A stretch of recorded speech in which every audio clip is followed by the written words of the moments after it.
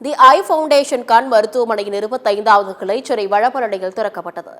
சென்னை வடபழனியில் நடைபெற்ற மருத்துவமனை திறப்பு விழாவில் மக்கள் நல்வாழ்வுத்துறை அமைச்சர் மா சுப்பிரமணியன் கலந்து கொண்டு மருத்துவமனையை திறந்து வைத்தார். தி ஐ ஃபவுண்டேஷனின் தலைவர் ராமமூர்த்தி மற்றும் அவருடைய குடும்பத்தினரும் கலந்து கொண்டனர். 5 அதிநவீன தொழில்நுட்பத்துடன் கூடிய அறுவை சிகிச்சை அறைகள், 7 பரிசோதனை அறைகள் உள்ளிட்ட பல சிறப்பம்சங்கள் மருத்துவமனையில் இடம்பெற்றுள்ளன.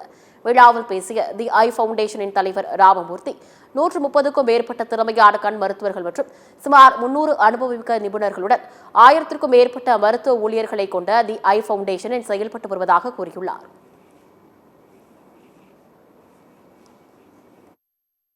பேமெண்ட் பண்ணுறதுக்கான ஃபெசிலிட்டிஸ் கொஞ்சம் கம்மியாக இருந்தால் கூட எக்காரணத்தை கொண்டு அவங்க ட்ரீட்மெண்ட் இல்லாமல் போகக்கூடாது.